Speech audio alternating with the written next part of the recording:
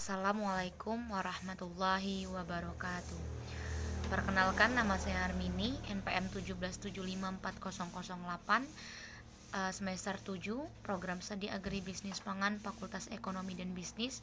Baik, di sini saya akan mempresentasikan hasil makalah kami dengan membuat PPT, yaitu dengan judul Resiko Agroindustri Ikan Asin di Pulau Pasaran, Teluk Betung Barat. Kelompok saya ada saya sendiri, Harmini, NPM 1775408, Diano Pekarini 1775424. Baik, di sini ada pendahuluan. Jadi, industri ikan asin memberikan sumbangan terbesar.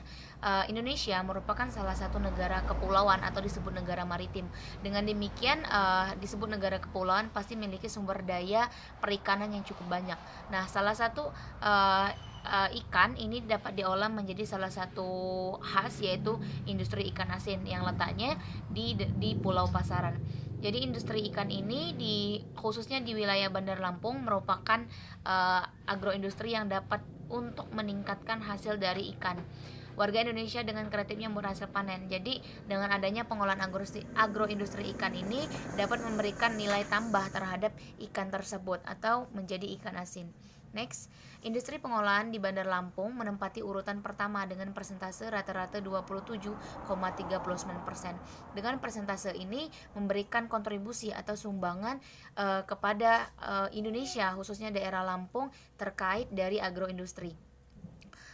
Industri yang memberikan sumbangan terbesar salah satunya adalah jenis pengolahan ikan asin yang ada di Bandar Lampung. Pembangunan agroindustri ini ditujukan untuk meningkatkan hasil dari ikan yang melimpah di Indonesia. Indonesia ini hasil dari perikanan sangat melimpah, sehingga ketika hanya dijual dalam bentuk segar itu hanya memberikan sumbangan dengan rata-rata penjualan ikan segar. Tapi ketika diolah itu akan memberikan nilai sumbangsi atau retribusi lebih besar atau ada peningkatan terkait untuk sumbangan di perikanan Indonesia. Next, di sini ada beberapa jenis resiko. Seperti yang kita ketahui bahwa resiko merupakan sesuatu yang tidak bisa dipisahkan dari usaha agroindustri dan semacam kegiatan untuk produksi. Jadi ada beberapa jenis resiko. Yang pertama ada resiko produksi. Jelas bahwa resiko produksi adalah suatu tantangan atau ancaman yang harus kita ketahui atau kita rencanakan terkait dari produksi, baik dari bahan baku, pengolahan sampai ke titik akhir. Next, itu ada resiko supplier. Mencari supplier. Supplier ini adalah orang yang mau menerima atau menampung produk kita agar bisa dipasarkan. Nah, supplier ini merupakan salah satu subjek atau hal yang paling penting diketahui. Dengan adanya demikian, maka kita bisa mempertimbangkan berapa kapasitas produksi yang kita bisa buat ketika ada supplier yang mau menerima. Resiko jasa pengiriman. Pengiriman merupakan salah satu perantara di mana produk yang di awal produksi itu bisa sampai kepada konsumen. Dengan demikian, resiko ini merupakan resiko yang harus dipersiapkan dan dicari solusinya dengan sebaik mungkin. Ada resiko pemasaran.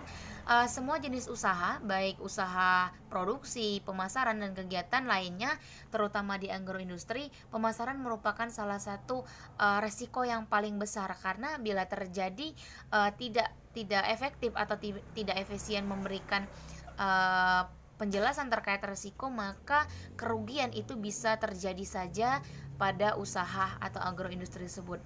Dan terakhir adalah resiko keselamatan. Semua kegiatan baik dari produksi, perencanaan, pemasaran, pengiriman, bahkan sampai ke produksi, keselamatan merupakan salah satu hal yang perlu dijaga dan diterapkan, sehingga semua kegiatan itu bisa berjalan dengan baik dan sesuai dengan tujuan dari perusahaan. Mungkin sekian presentasi dari saya. Nanti akan dilanjutkan oleh teman saya Diano Fikarini. Semoga apa yang saya sampaikan dapat bermanfaat untuk kita semua. Assalamualaikum warahmatullahi wabarakatuh. Saya akan melanjutkan presentasi dari Harmini, yaitu sumber resiko yang dihadapi agroindustri. Yang pertama adalah resiko spekulatif, dan kedua resiko murni, yang ketiga resiko pasar, dan keempat resiko sistematik, dan yang terakhir adalah risiko dinamik. Manfaat manajemen resiko adalah pertama, menjamin kelangsungan usaha dengan mengurangi resiko dari setiap kegiatan yang mengandung bahaya. Yang kedua, menekan biaya untuk menanggulangi kejadian yang tidak diinginkan. Dan keempat, meningkatkan rasa aman di kalangan pemegang saham mengenai kelangsungan dan mengenai investasinya. Dan keempat, meningkatkan pemahaman dan kesadaran mengenai resiko operasi bagi setiap unsur dalam organisasi atau perusahaan. Tujuan manajemen resiko adalah menyediakan informasi tentang resiko kepada pihak regulator. Dan kedua adalah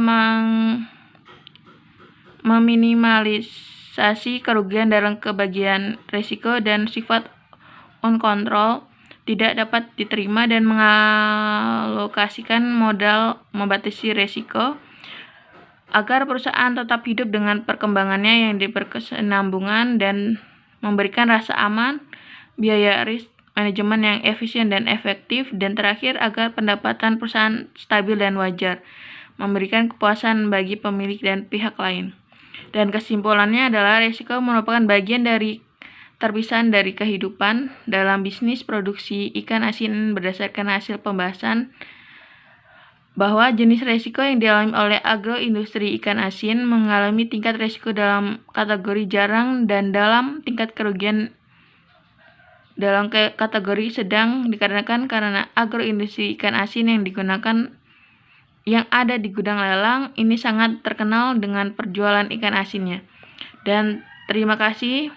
Sekian presentasi dari saya.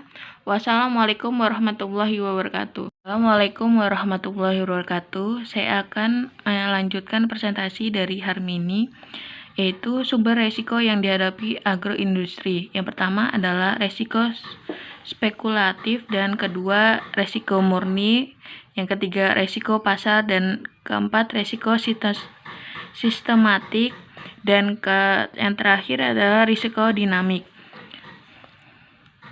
Manfaat manajemen resiko adalah pertama, menjamin kelangsungan usaha dengan mengurangi resiko dari setiap kegiatan yang mengandung bahaya. Yang kedua, menekan biaya untuk menanggulangi kejadian yang tidak diinginkan. Dan keempat, meningkatkan rasa aman di kalangan pemegang saham mengenai kelangsungan dan mengenai investasinya. Dan keempat, meningkatkan pemahaman dan kesadaran mengenai resiko operasi bagi setiap unsur dalam organisasi atau perusahaan.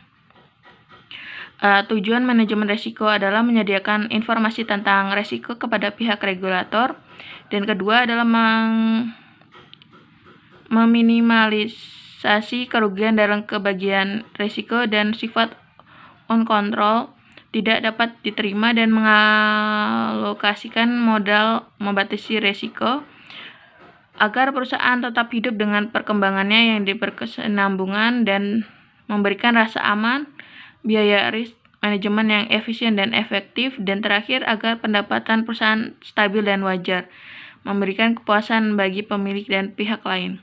Dan kesimpulannya adalah risiko merupakan bagian dari terpisah dari kehidupan dalam bisnis produksi ikan asin. Berdasarkan hasil pembahasan bahwa jenis risiko yang dialami oleh agroindustri ikan asin mengalami tingkat risiko dalam kategori jarang dan dalam tingkat kerugian dalam kategori sedang dikarenakan karena agroindustri ikan asin yang ada di gudang lelang ini sangat terkenal dengan perjualan ikan asinnya. Dan terima kasih. Sekian presentasi dari saya. Wassalamualaikum warahmatullahi wabarakatuh.